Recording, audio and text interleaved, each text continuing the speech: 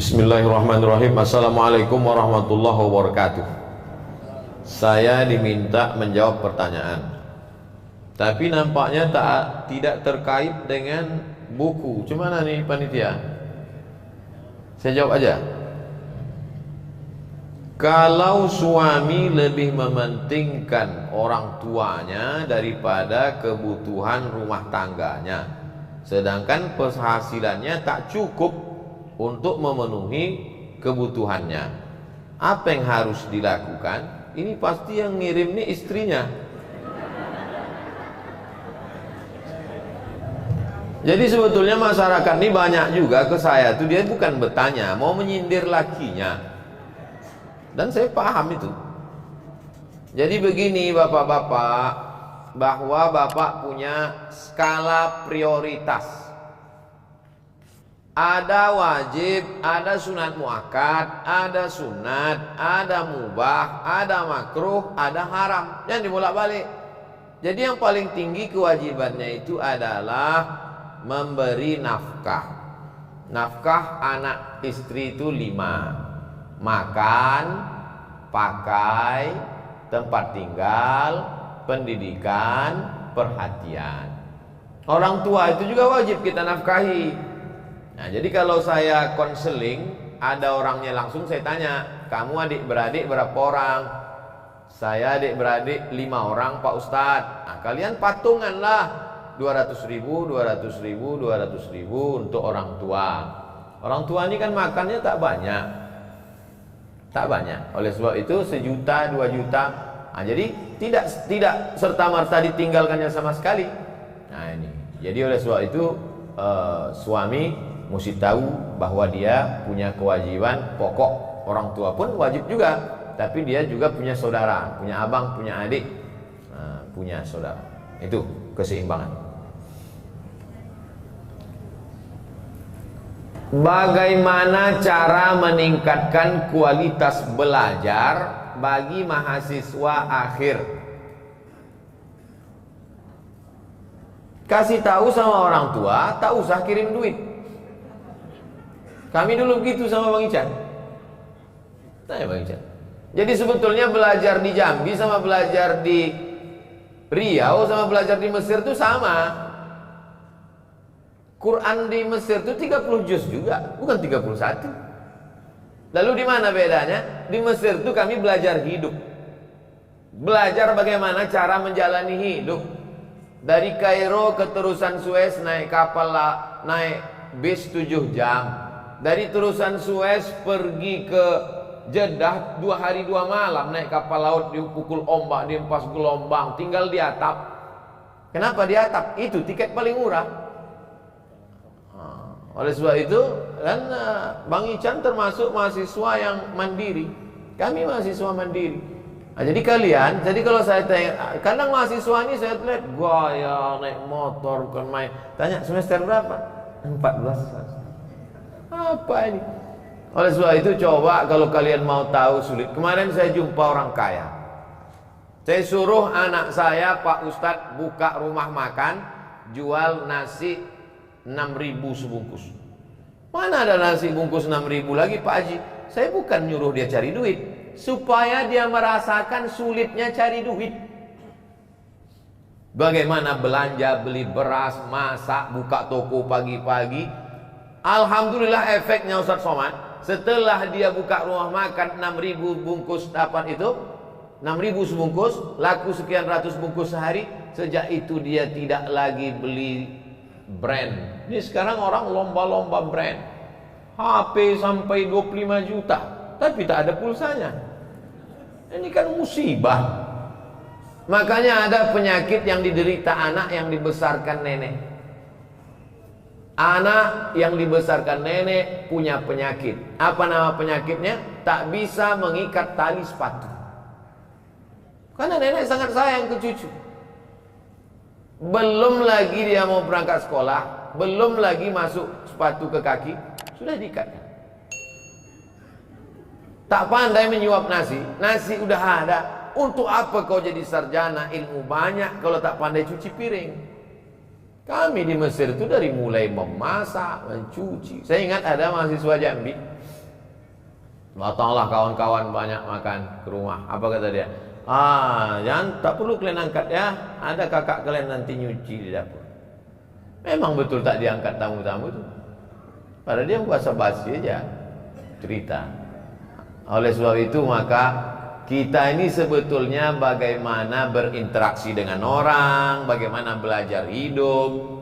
Dan kalau kita lihat dari perjalanan dua tuan guru tadi, baik Tuan Guru Abdul Qadir maupun Tuan Guru Najmi sama-sama belajar jauh. Tuan Guru Abdul Qadir dari Jambi ke Makkah, Tuan Guru Najmi ke Jakarta, melanglang buana. Sebenarnya mereka belajar hidup. Jadi kalian adik-adikku yang semester akhir, tak juga kalian belajar hidup? Sungai dekat. Bukan saya suruh bunuh diri, tidak. Mengambil pelajaran bahwa air sungai tetap mengalir.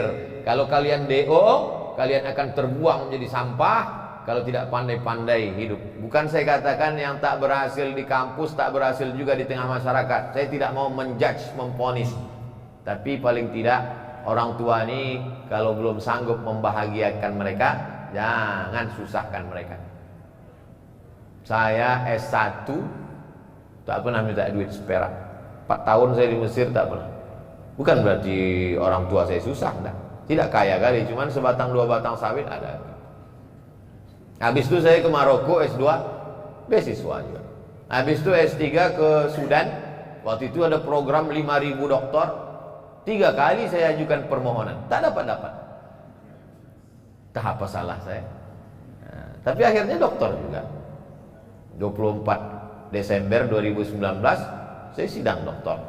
Bulan Januari di Universitas Islam Sultan Syarif Ali dikukuhkan sebagai visiting professor pada University Islam Sultan Syarif Ali Brunei Darussalam. Nah, oleh sebab itu bagaimana belajar hidup. Jadi mudah-mudahan yang semester akhir ini akhir tak juga hidup. Sikit lagi suul khotimah. Nah, coba dulu ayah, emak jangan kirim uang belanja. Bulan semester ini aku mau jual loper koran, mau kerja di Dorsmir, mau jaga ruko. Nah, insya Allah bangkit semangat. Beda antara orang lari santai sama lari dikejar anjing. Nah, itu. Kami dulu beasiswa dari Azhar 160 pon, untuk makan 50, untuk sewa rumah 50, tinggal 60. Biaya bis, simpan tabung, mana tahu demam panas. Lalu kemudian ongkos angkot, taksi dan lain sebagainya. Putus beasiswa itu kalau 2 tahun tak naik. 1 tahun tak naik, putus 25%. 2 tahun tak naik, putus 50%. 3 tahun tak naik, DO. Siap-siap naik rakit dari sungai Nil ke sungai Siak. Nah, oleh sebab itu ancaman itu membuat kita menjadi semangat terus. Saya tahun 1 itu memang tak sanggup makan, hilang nafsu makan saking takutnya tak naik tingkat. Sampai sekarang masih ada takutnya juga. Bagaimana kita bisa memberi motivasi terhadap anak muda dalam diri kita sendiri menjadi seorang penulis yang handal dan selalu ini nampaknya menyindir saya nih. Mentang-mentang saya belum pernah nulis buku macam ini. Buku saya kan buku-buku fikih, 99 tanya jawab salat, 37 masalah populer, 33 tanya jawab kurban, 30 fatwa seputar Ramadan, 66 fatwa seputar umroh. Dapatkan di toko buku terdekat.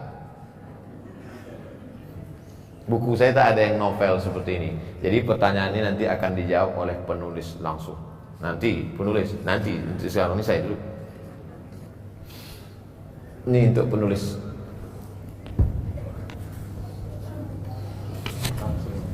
Menolong diri kita dalam politik, ekonomi dan agama di masa yang penuh keraguan ini.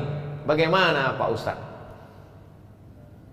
Ini bahasanya bahasa-bahasa puitis nih. Menolong diri kita dalam politik. Pilihlah orang yang memperjuangkan agama dengan kekuasaannya. Gak ada yang baik Pak Ustadz.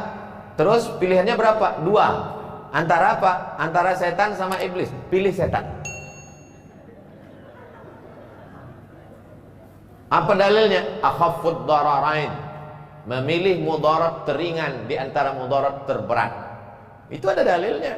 Masuk kita ke hutan, pilihannya cuma dua, makan babi sama mati. Pilih mana Bapak Ibu? Diam. Mana bisa? Pilihannya dua, makan babi atau mati. Makan babi. Sementara dapat pisang. Kalau udah dapat pisang, jangan makan babi lagi. Datang kawan bawa pisang, bro ini pisang. Ah enggak, sedap babi ini. Nggak bisa. Ini darurat. Nah ini dalam bidang politik. Dalam bidang ekonomi Pak Ustadz, begitu juga. Saya ini dililit riba Pak Ustadz. Ada aset yang bisa kau jual? Ada. Jual aset, bom riba nih, pam, tutup dia. Jangan bergelimang riba lagi. Tak bisa Pak Ustadz. Kalau saya bom ini meledak semuanya. Hiroshima Nagasaki Pak Ustadz. Oke, bayar cicilan itu sampai lunas, tapi jangan jebakkan lagi diri dengan penuh kesadaran. Dalam bidang agama Pak Ustadz, oh Jambi negeri para ulama. Malam tadi kami lewat di daerah mana tuh Bang? Pesantren tua-tua. Tahun 1914. Pesantren lebih-lebih seabad semua. Bisa pula orang Jambi bertanya, ragu dalam masalah agama. Kalau ada orang di Papua nanya ragu masalah agama, lalu selama ini kemana aja guys? Nah, masalah agama. Ini negerinya. Yang kita kaji dari tadi ini kan ulama-ulama ini. Oleh sebab itu hadiri kajian setiap Jumat pagi, membaca kitab Sairus Salikin jam 6 bersama Tuan Guru Solahuddin Sarkawi di pesantren Kumpai Darut Tauhid. Nah, tadi jam 6 pagi tadi. Banyak tokoh-tokoh masyarakat. Bukan tanggung-tanggung, profesor ada situ, pejabat-pejabat ada situ. Hebat-hebat. Saya tengok dengan mata kepala sendiri. Kitab yang dibaca Sairus Salikin. Penulisnya Syekh Abdul Somad Al-Falembani. Falembani orang Palembang. Yang ini Abdul Somad Al-Pekanbaru nih. Di masa penuh keraguan. Itu habis meja. Oke, terima kasih ke penulis. Bagi yang punya handphone, minta tolong, bukan menyuruh enggak, minta tolong buka handphone. Bukan saya jebak untuk subscribe, enggak. Tolong buka Google. Sudah? Tulis di Google tuh SOMAD. Iya saya tuh. SOMAD MO tak pakai spasi, sambung semua. SOMAD MOROCCO. MOROCCO. Somat Moroko. Spasi, setelah spasi menyembelih. Oh, bahaya nih. Menyembelih. Udah? Enter. Kalau tak terbuka, HP saya terbuka, berarti paket habis. Nah, nampak tulisan paling atas? Nah, udah? Nah, di situ saya tulis menyembelih kurban untuk orang yang telah meninggal dunia. Nah, ini kerja saya dulu. Jadi saya kalau ceramah ditanya orang, Ustaz, apa hukumnya berkurban untuk ayah kami, mak kami yang sudah meninggal? Nah, itu saya jawab secukupnya, pulang ke rumah, saya tuliskan dalilnya. Nah, ini sudah saya tulis, tanggal berapa situ? Saya tahu 21, cuma ngetes saja, terbuka enggak, itu maksud saya. 21 Oktober. Nanti sudah saya tulis ini 10 tahun yang lalu. Itulah kerja saya dulu. Jadi setiap pengajian, pertanyaan-pertanyaan itu saya bawa balik ke rumah, saya tulis. Membuat blog ini gratis dan tak hilang sampai mati. Gak pernah bayar saya blog ini. Dan tak hilang. Tulisan tetap ada. Nah itu, jadi adik-adik, sahabat-sahabat, latihan menulis dari sekarang. Apa, mengapa, bagaimana. Apa, mengapa, bagaimana. Apa, siapa, mengapa, bagaimana. Itu dijawab menjadi sebuah tulisan. Siapa Syekh Abdul Qadir Al-Jambi, mengapa dia menjadi orang besar, Bagaimana prosesnya? Nah, itu menjadi jawaban. Cari jawaban, wawancarai cucu beliau, dan Tuan Guru bisa diwawancari untuk maklumat. Maka insya Allah jadi satu buku biografi Tuan Guru Abdul Qadir bin Ibrahim bin Abdul Majid. Tahun depan 2021 bedah buku lagi di sini. Tak ada yang mengaminkan, takut semua. Nah, jadi saya menulis begitu cara saya menulis. Sekarang sampai sekarang saya tetap menulis sesuatu, menulis di Instagram, di WhatsApp, yang penting-penting, yang tak penting enggak. Demikian jurus singkat yang dapat saya sampaikan.